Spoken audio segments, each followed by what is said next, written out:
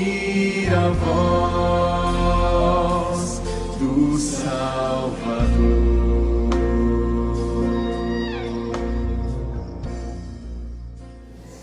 Vamos abrir, irmãos, Filipenses, capítulo 1. Esse texto é tão simples que eu fiquei pensando, meu Deus, o que eu vou pregar nele? Porque ele é muito simples. E quando a gente está lendo na sequência, a gente tem que pregar o assunto que ele vem falando.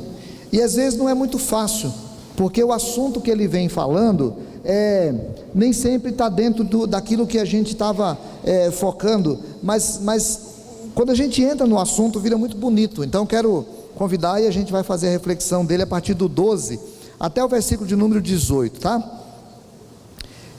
Eu vou mais conversar com vocês sobre esse texto do que pregar. Quero ainda, irmãos, cientificar-vos de que as coisas que me aconteceram têm antes contribuído para o progresso do Evangelho, de maneira que as minhas cadeias em Cristo se tornaram conhecidas de toda a guarda pretoriana e de todos os demais. E a maioria dos irmãos, estimulados no Senhor por minhas algemas, ousam falar com mais desassombro a palavra de Deus. Alguns efetivamente proclamam a Cristo por inveja e porfia, outros, porém, o fazem de boa vontade. Estes por amor, sabendo que estou incumbido da defesa do Evangelho.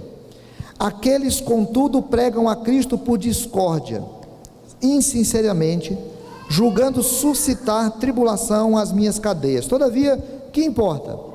Uma vez que Cristo de qualquer modo está sendo pregado, quer por pretexto, quer por verdade, também com isto me regozijo. Sim, sempre me regozijarei. Nós temos visto tantos exemplos, não é, irmão? Tantos exemplos de palavras simples que foram ditas a pessoas complicadas, palavras simples que foram ditas em lugares difíceis, e que essas palavras mudaram tanto a vida das pessoas.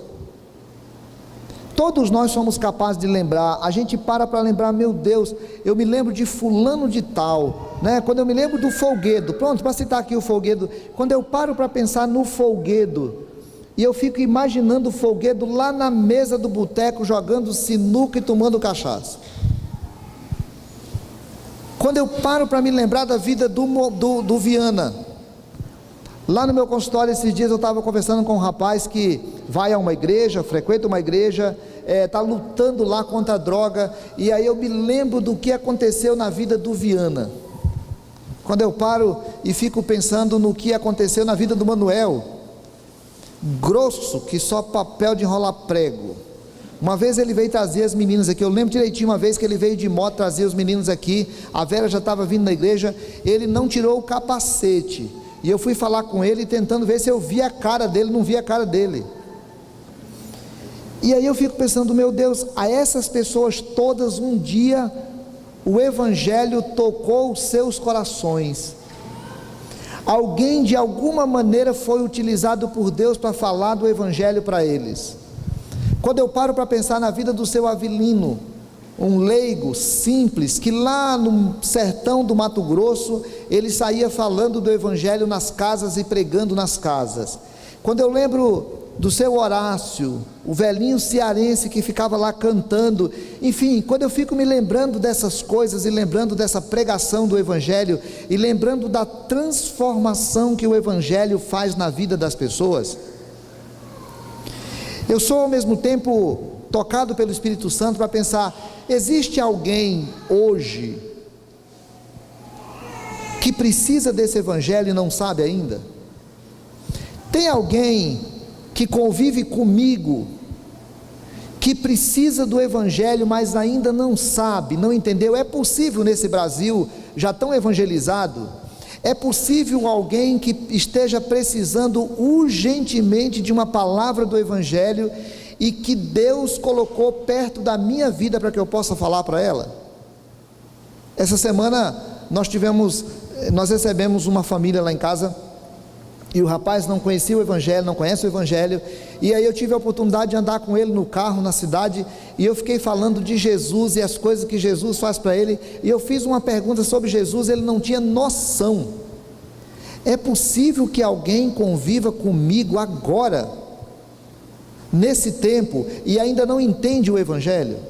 O apóstolo Paulo, nessa carta, nós temos conversado sobre o cristianismo puro e simples, aquele cristianismo sem ficar preocupado com grandes questões, um cristianismo que não se preocupa com grandes templos, um cristianismo que não se preocupa com grandes questões filosóficas, o cristianismo que é para ser praticado, vivido, experienciado. Nós conversamos outro dia lá sobre esse cristianismo que as pessoas têm intimidade, conversamos sobre esse cristianismo que o apóstolo Paulo ora pelos irmãos, para que os irmãos tenham sabedoria e saibam julgar as coisas, e agora ele fala: irmãos, eu quero cientificar vocês de uma situação na minha vida, e eu quero chamar isso de um cristianismo em que o viver o Cristo em qualquer circunstância. Eu fui chamado para viver Jesus.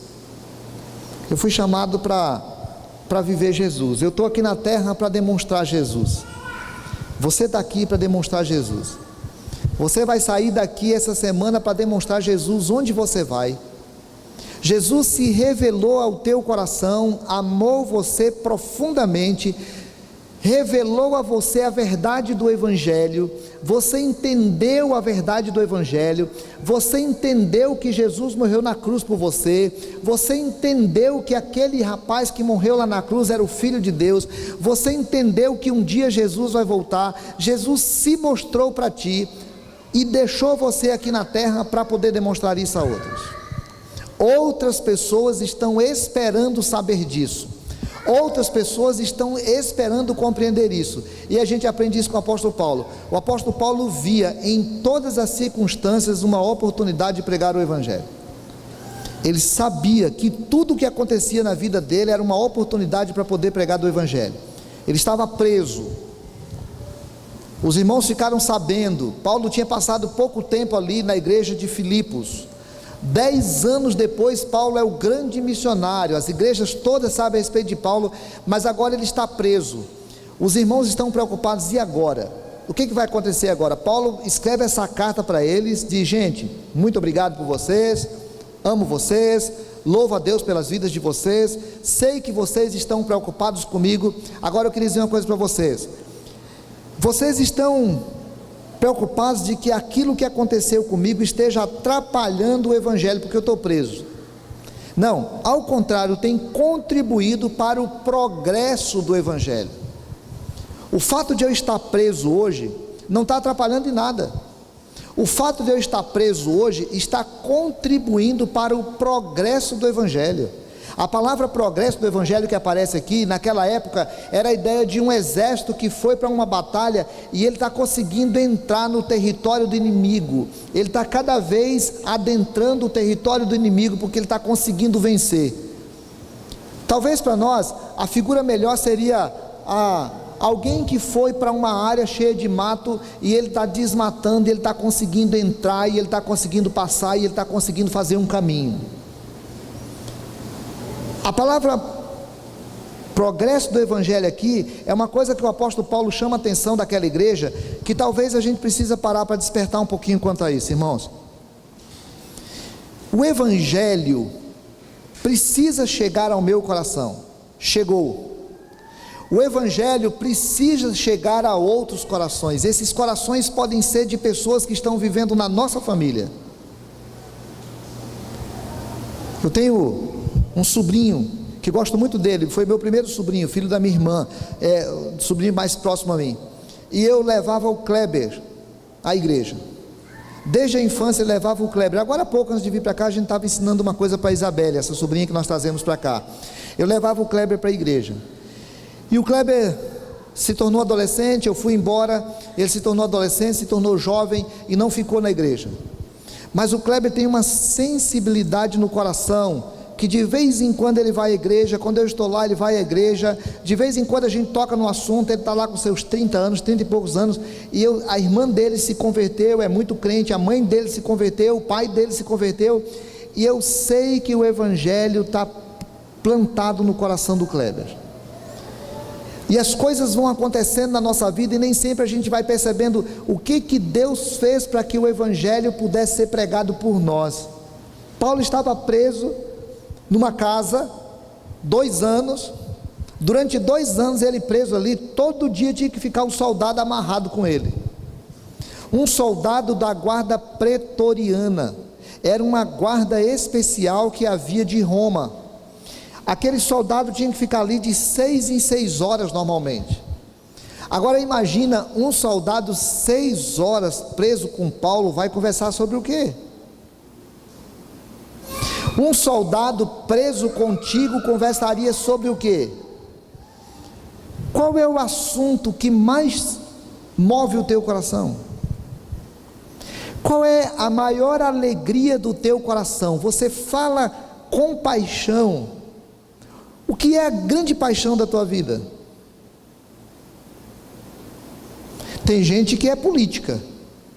Tem gente que, se ele sentar num canto, o soldado que ficar preso comigo 6 horas, ele vai me ouvir falar pelo menos 5 horas de política, porque política move o meu coração. A Bíblia diz que o nosso coração pulsa, bate, ele está na coisa mais importante para nós. Então, quando a política é a coisa mais importante para nós vamos falar de política.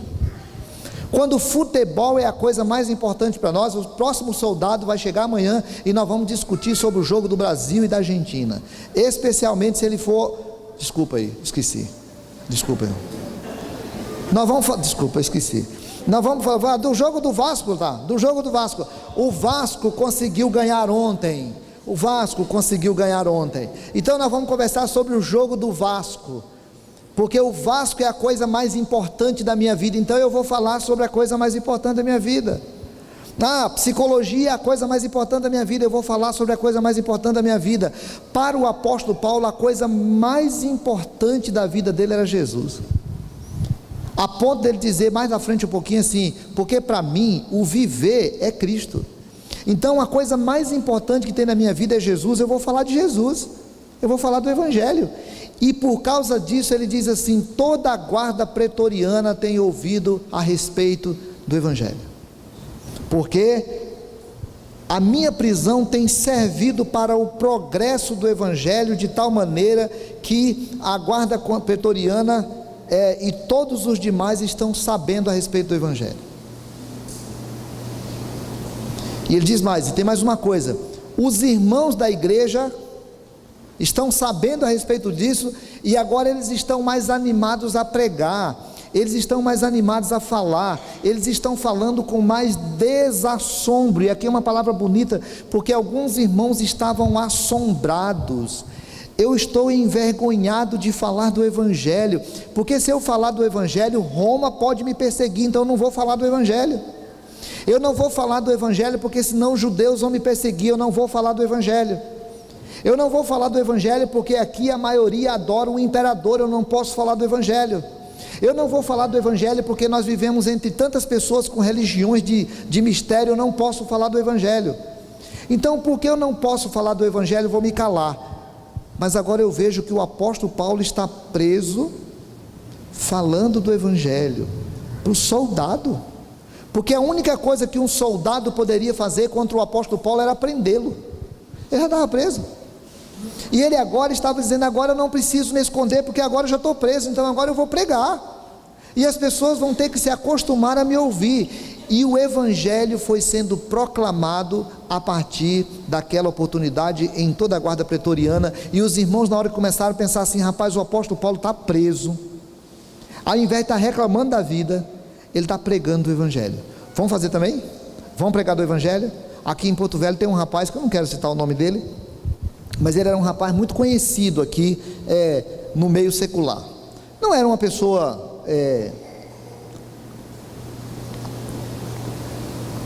vamos dizer, moralmente admirado, uma pessoa desconfiável. E há alguns anos aquele rapaz tem a vida torta. Eu conheço há muitos anos, ele tem a vida torta. E agora ele foi num dos encontros da vida, nesses encontros das igrejas, chamados encontros com Deus, e ele se converteu.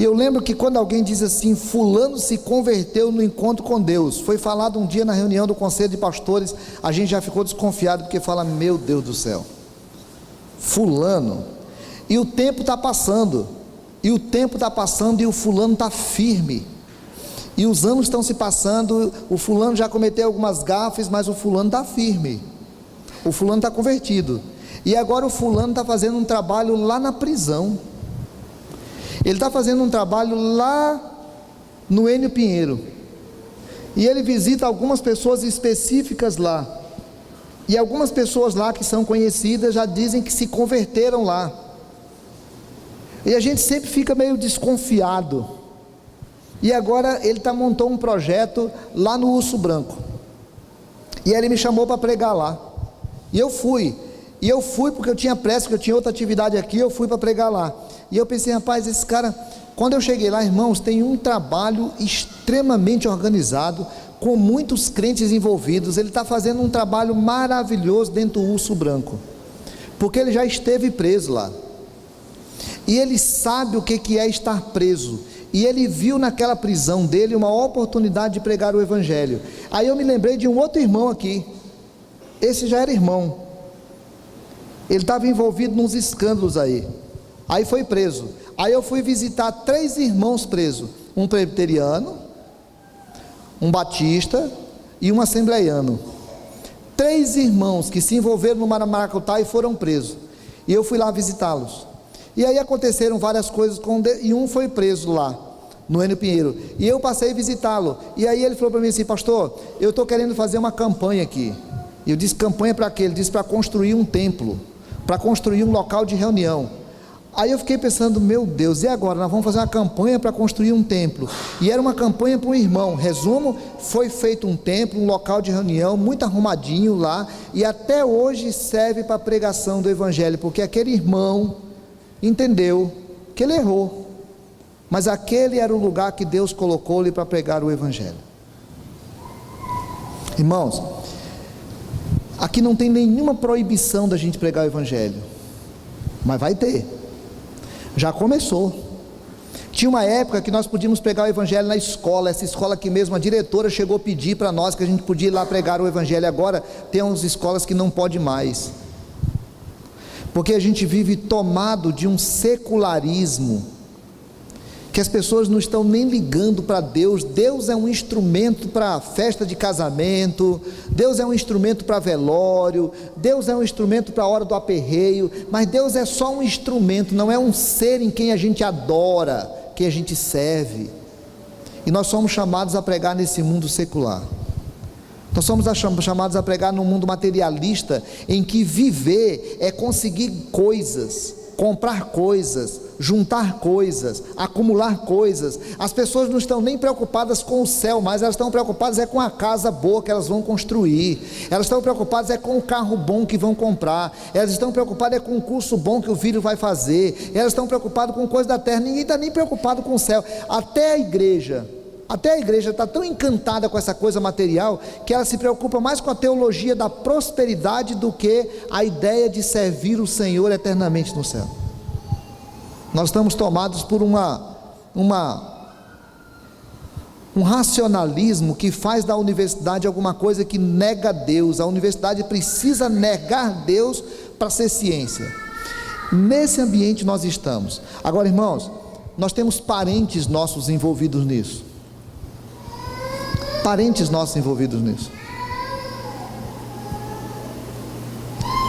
bairros aqui em Porto Velho. Agora foi criado o Orgulho do Madeira, 16 mil pessoas vão morar lá. Nós temos ribeirinhos ao nosso redor, os irmãos lá do Lago do Uruapiara, que uma boa parte da igreja conhece, os irmãos lá do Lago do Uruapiara estão pedindo socorro, eles estão pedindo ajuda de igrejas, eles estão pedindo pessoas que ajudem lá. Nós temos muitas comunidades ribeirinhas ao nosso redor que não tem um trabalho evangélico lá. Nós temos aldeias indígenas, nós temos tribos urbanas, nós temos tantas situações no nosso meio. Nós temos países e mais países onde estão proibidos de se pregar o Evangelho. Todas as situações que Deus colocou para Paulo, Paulo entendeu: eu agora estou preso, não porque eu preguei, eu estou preso para pregar, eu estou preso para pregar. Eu entendi que o cristianismo é pregar o Evangelho. Cristianismo é a obrigação de pregar o Evangelho. Você tem a obrigação de pregar o Evangelho, eu tenho a obrigação de pregar o Evangelho.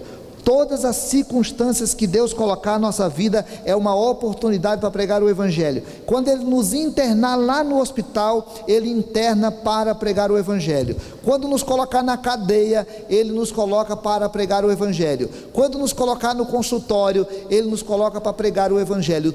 Todas as circunstâncias do Senhor são dadas para pregar o Evangelho, e isso não deve ser visto como alguma coisa que nos impede, mas como uma oportunidade que Deus nos dá para pregar o Evangelho. Se alguém estiver dependendo de você para ser salvo hoje, qual é a disposição do teu coração? No cristianismo de Paulo, ser cristão era pregar o Evangelho. Segunda coisa, no cristianismo de Paulo, o foco não era quem, mas o que. O foco não era briguinhas internas, o foco não eram disputas internas. Paulo diz assim: naquela época já tinha alguns irmãos que eles tinham inveja, alguns irmãos criticavam Paulo, alguns irmãos aproveitaram que Paulo estava preso. E aí o texto vai dizer que eles saíam pregando o Evangelho por inveja e por porfias, por brigas, por disputas. Alguns pregavam por boa vontade, porque eles entendiam que o amor de Deus era a defesa do Evangelho, mas outros pregavam insinceramente. Alguns pregavam porque queriam fama, alguns pregavam porque queriam ganhar dinheiro, alguns pregavam porque queriam anular a vida de Paulo. Paulo diz assim: o que importa? Eu não estou nem ligando para isso. Quer saber? O que eu quero saber é que o Evangelho está sendo pregado. Eu não estou preocupado em saber qual é a igreja, eu não estou preocupado em saber qual é o grupo, eu não estou preocupado em saber qual é a forma, eu não estou preocupado em saber qual é a maneira que nós vamos fazer. Isso não importa para nós. E o apóstolo Paulo vai dizer assim: porque no meu cristianismo eu não quero saber quem é que está pregando, eu não quero saber qual é a motivação que está pregando, o que eu quero saber é se está sendo pregado o Evangelho. Lá aos Gálatas ele diz que a gente tem que tomar cuidado com aquelas pessoas que estão pregando outro Evangelho.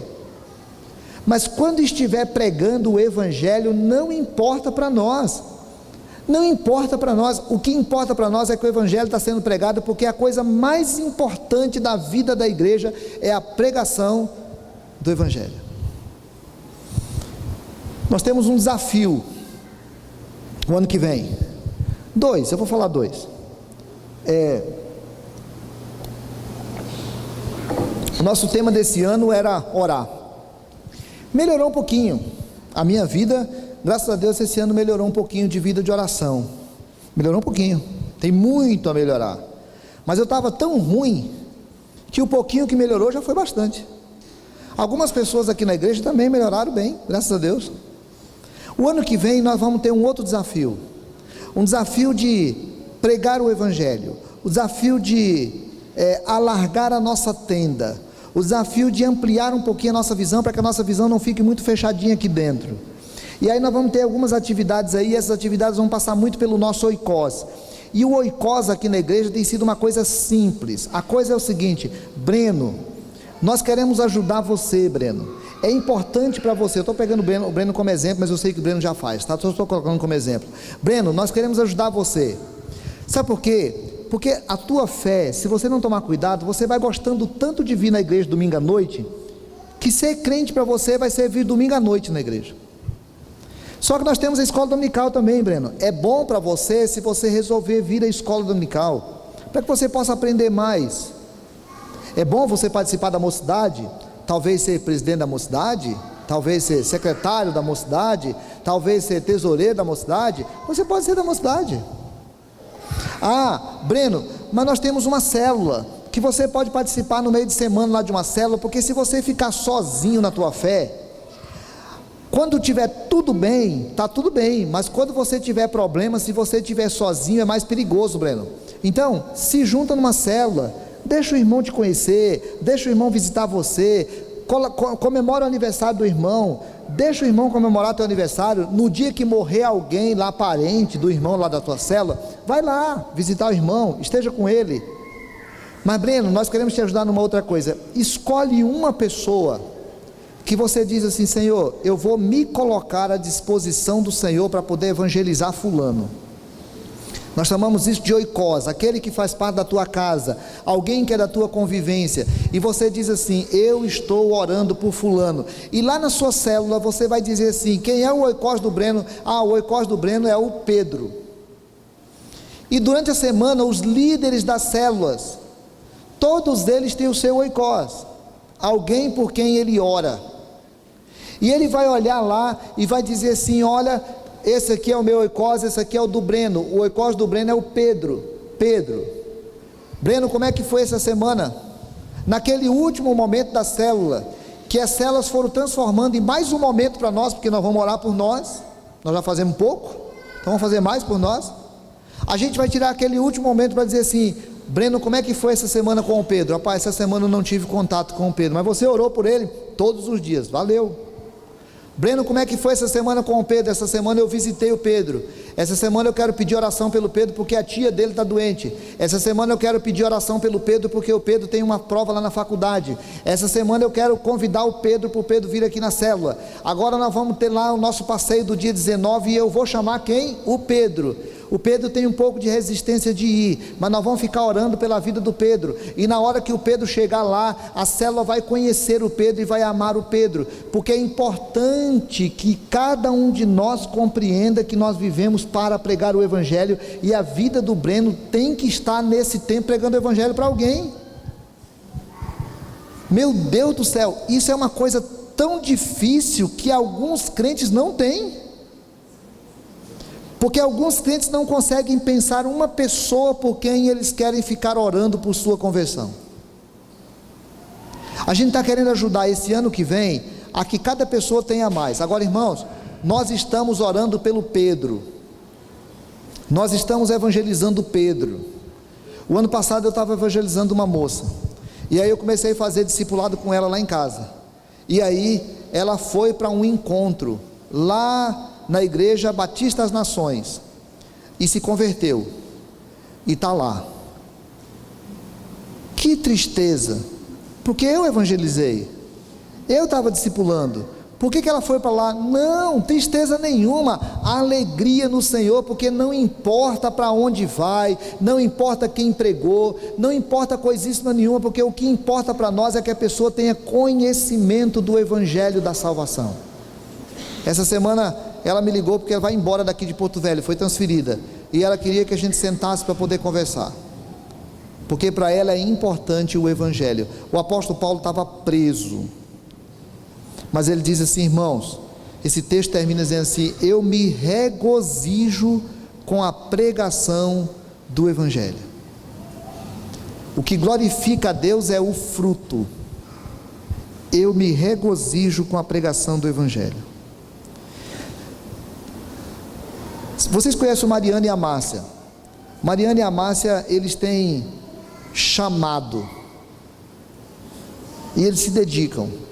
E aí a Márcia ficava incomodada aqui, porque ela queria pregar, ela queria participar, ela queria fazer. E aí lá no Aponian, quando começou o Aponian, eles foram para lá, e eles estão fazendo um trabalho muito bom lá, muito bom lá. O Foguedo está lá com a família, lá no Aponian. O Elilson se converteu, garoto, num trabalho missionário. Hoje o Elilson entende que viver é pregar o Evangelho. A Adriana se converteu aqui, mas a Adriana tem essa coisa de pregar o Evangelho. E eu fico pensando, meu Senhor, quem daqui, desse povo daqui, está sendo incomodado pelo Espírito Santo para poder dizer: eu preciso pregar o Evangelho. Eu quero ajudar num trabalho. Tem um monte de gente aqui na igreja agora assim: eu quero ajudar num trabalho menor, eu vou lá para o JK. Pode ser lá no JK, mas vai para a Ponian também. Porque na Ponian precisa de professor, de gente para cantar, de gente para poder ensinar. Nós vamos juntar 3, 4 pessoas e vamos abrir um trabalho novo lá no sul da Zona Sul. Nós vamos abrir um trabalho novo aqui entre a Caúla e a Calama. Lá para frente tem uma cidade nova. Eu quero juntar as 5 pessoas e vamos dizer assim: pastor, nós vamos abrir uma igreja nova lá para frente, porque nós queremos pregar o Evangelho lá. A hora que nós olhamos o Aponian e vemos aquelas crianças e adolescentes ali já virando jovens e envolvidos com o Evangelho, porque alguém resolveu pregar lá. O apóstolo Paulo está dizendo assim: irmãos, viver para mim é pregar o Evangelho. E aí ele diz uma coisa: vocês têm a mesma luta que viram em mim. Um desafio eu falei: o ano que vem nós queremos trabalhar melhor essa coisa de dizer assim: Senhor, eu quero colocar minha vida à disposição do Senhor para evangelizar alguém. Segunda coisa, nós temos uma piscina enorme para fazer lá na chácara. Nós vamos fazer uma piscina bonita lá. Nós queremos que sábado à tarde os homens vão lá jogar bola, as mulheres e os filhos vão lá tomar banho na piscina, vão brincar. Vamos começar fazendo uma piscina para as crianças, e depois nós vamos fazer uma piscina para nós. Vai gastar mais ou menos, cadê o Manuel? Está aqui não? Vai gastar mais ou menos quanto, Manuel? 160 mil. Coisa simples. Nós vamos gastar só 160 mil para construir a piscina. Sabe como é que nós vamos construir a piscina? Nós vamos fazer o seguinte, irmão: nós vamos fazer uma campanha aqui, e quem é que vai dar durante o ano todo 10 mil reais? Não dá, vamos aprendendo lá com os irmãos lá, né? Então tá, quem vai dar 10 mil reais para a piscina? Então o irmão vai dar 10 mil reais, então tá bom, nós vamos contar com 1.000 reais por mês do fulano lá. Quem é que vai dar 1.000 reais? Quem é que vai dar 500? Nós vamos construir a piscina. Aquela piscina vai ficar maravilhosa. Agora, irmãos, eu quero saber qual é a campanha que vai funcionar melhor, porque eu quero ver o dia que nós estivermos tão incomodados com isso, que a gente vai falar assim: nós estamos precisando de 50 mil reais para poder montar um projeto missionário lá em tal lugar. Quem é que vai dar o dinheiro para poder montar o projeto missionário lá? Porque esse negócio de construir prédio, esse negócio de construir piscina, qual foi o prédio que o apóstolo Paulo construiu? Alguém já ouviu falar de um templo que o apóstolo Paulo construiu? Alguém viu falar de uma piscina que o apóstolo Paulo construiu? Alguém viu? O apóstolo Paulo estava preocupado com o progresso do Evangelho. Pastor, eu só tenho que definir: é para a gente fazer uma coisa ou outra? É para a gente fazer as duas. É para a gente fazer as duas. Vamos tomar banho na piscina. Vamos tomar banho na piscina. A semana que vem um grupo aqui. Domingo à noite vem um grupo aqui. Irmãos, olha, está chovendo ainda não? Pastor Rubens chegou aí, está chovendo ainda? Então está chovendo um pouquinho, eu vou continuar falando do negócio aqui. Eu vi lá no Ceará, o cara fez uma brincadeira lá, uma piada, sei lá como é que é. Ele fez no final, ele falou assim: gente, depois do tanto de risada que vocês deram, eu estou esperando quem é que vai dar 10 reais aqui, bota 10 reais aqui, bota 10 reais, foi lá uma mesa de gente, agora aqueles que vão botar 5 reais, aí foi falando, ele falou assim: gente, agora eu vou dizer um negócio para vocês, depois do tanto de risada que vocês deram, se o cabo que não colocar nenhum real aqui, ele se ajoelhou e falou assim: eu vou pedir e aí falou lá o santo dele lá, que deu uma dor de barriga em você, e que você passe muito mal, porque não é possível. Olha, domingo que vem, o que nós vamos ouvir aqui, se Deus permitir, e nós saímos daqui indiferentes ao que nós vamos ouvir aqui, eu não vou pedir a dor de barriga não, mas eu vou pedir que Deus tenha profunda misericórdia de nós, porque nós não estamos entendendo o que é cristianismo. Se o evangelho que chegou até mim não me leva a outro, se o cristianismo que eu vivo não me faz preocupar com o outro, Se o cristianismo que nós temos na igreja não faz a gente se preocupar com o orçamento do ano que vem, com aquilo que está acontecendo no mundo muçulmano, com aquilo que está acontecendo com os ribeirinhos, com aquilo que está acontecendo com as tribos indígenas, com aquilo que está acontecendo nos bairros da nossa cidade, com aquilo que está acontecendo na nossa família, nós não entendemos ainda o que é o Evangelho. O apóstolo Paulo sabia que o cristianismo dele era um cristianismo que, ainda que fosse para a cadeia, lá era lugar de pregar, e ainda que alguém estivesse pregando lá fora por ciúme, por inveja, por porfia, ele não queria nem saber. O que ele queria saber era que o Evangelho precisa ser pregado. Nós vamos sair daqui hoje, e o Evangelho precisa ser pregado por nós. Se Jesus quiser te usar essa semana para pregar o Evangelho, Ele pode contar contigo? Responda não.